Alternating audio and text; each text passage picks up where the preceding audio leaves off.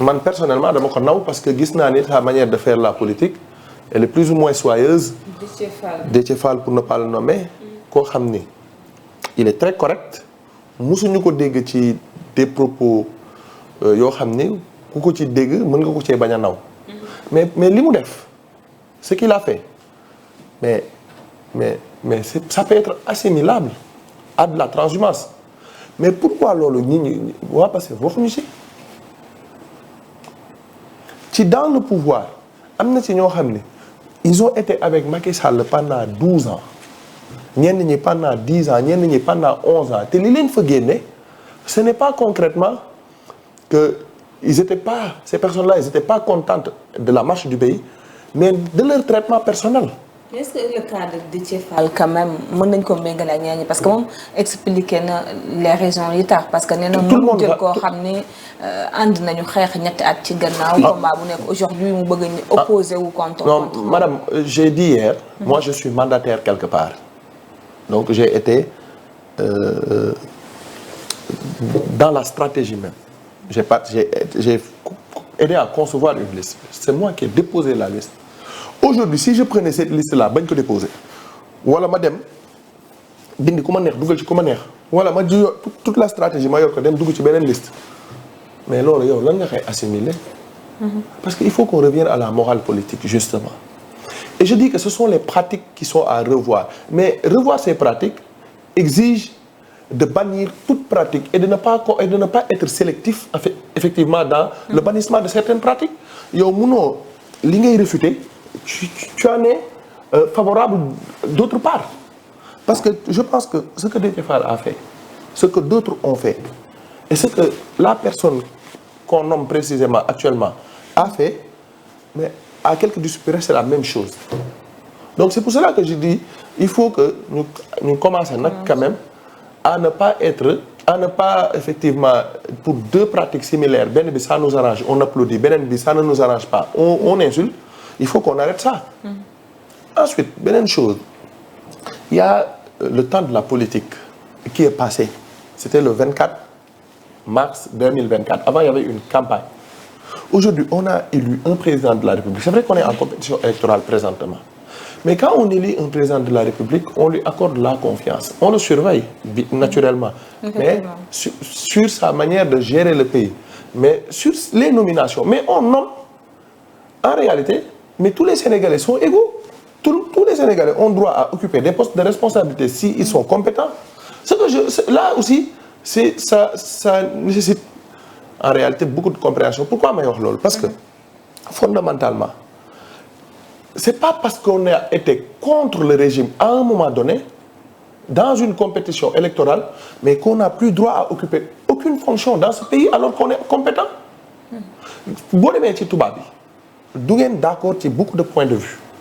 politiquement vous ne pouvez ne pas être d'accord mais si le blanc sait que toi tu es compétent et tu peux gérer le problème des Français ou tu peux gérer un segment en réalité de l'économie ou qu'on te confie un poste tu le gères très bien mais dañ la fay teg maintenant pour venir à la question là aussi fondamentalement c'est assez problématique. Effectivement. Parce que munoo yow bon je ne sais pas si les maires en question qui aujourd'hui font de la désertion et vont. parce que maire yu ci bari quand même ñu leen di tudd ci ay rapport. waaw non bu nekkee looloo tax ñu leen di tudd loolu moom ñi koy nangoog ñi koy def ñëpp. ñoom ñëpp ils doivent avoir le même traitement. c'est-à-dire c'est pas du sérieux. D'accord. Ce n'est pas du sérieux munoo yow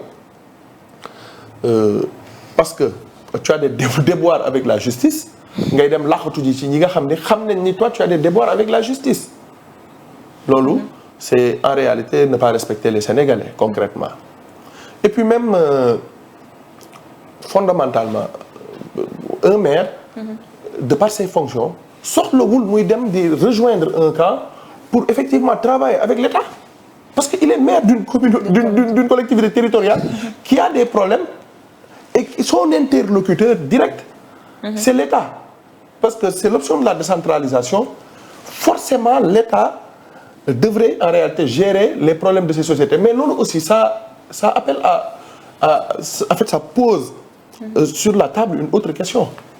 C'est-à-dire, généralement, au Sénégal, qu'est-ce qu'on a toujours constaté? Les maires qui étaient dans l'opposition ont toujours été très fatigués. Alors que les maires qui sont au pouvoir ont quelques facilités pour régler leurs problèmes. Pour me résumer, ce pays est trop compliqué.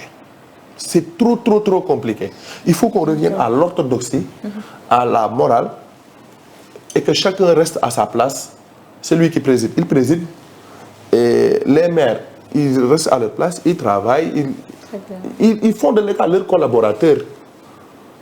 On peut être maire de Benno Bokk Yakaar, mais quand fondamentalement, il y a en réalité l'intérêt de ta communauté qui est en jeu ou des besoins, mais tu t'en ouvres à l'autorité. Et cette autorité aussi doit savoir qu'elle est là pour tout le monde. Aussi bien les maires qui sont issus de ses flancs que les maires qui sont dans l'opposition. Parce qu'il faut qu'on arrête la politique politicienne qui n'a fait que nous retarder. Et qu'on soit des républicains. D'accord.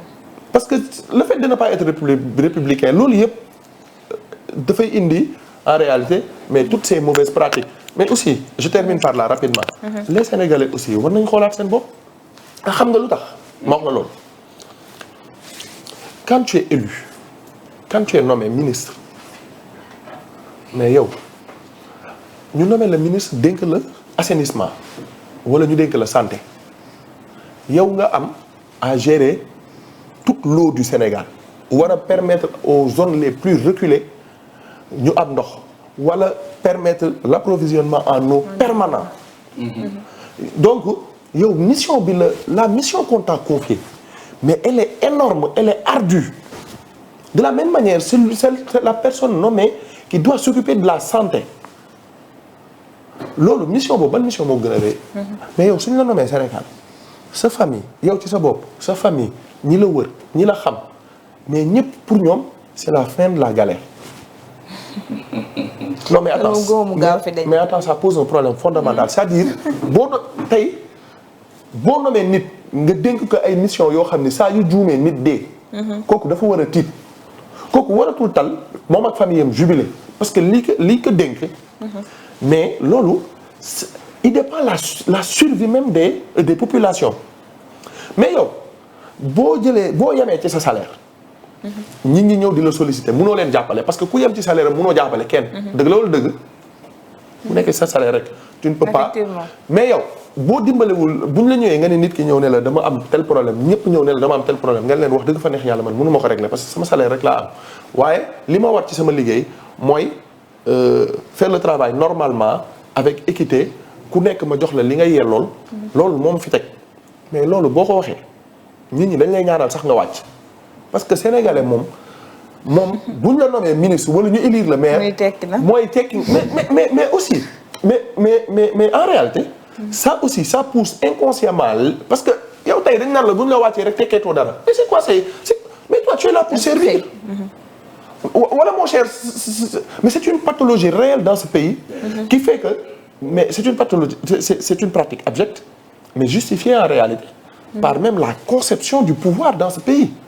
on le dit le pouvoir da ngay gis nit koo xam ne dañ lay nommer mais yow buñ la wàccee automatiquement tekkee yow nit ñi dañuy jàpp ne yow tekkeetoo dara ku ñu nommé bees nii kii nii moo tekki moom léegi tey kooku noonu c'est lui qui en réalité est le nouvel mais tout ça on est là pour servir. Tout le monde est là pour servir. En premier chef, le président de la République, jusqu'au dernier fonctionnaire. Un fonctionnaire n'est jamais petit, mais jusqu'au dernier fonctionnaire. D'accord. Donc, il faut qu'on revoie tout ça. D'accord, très bien, monsieur Sy. Lamine Senghor, tey am na ko la doon jàppale ci sa projet bi nag moom tamit daa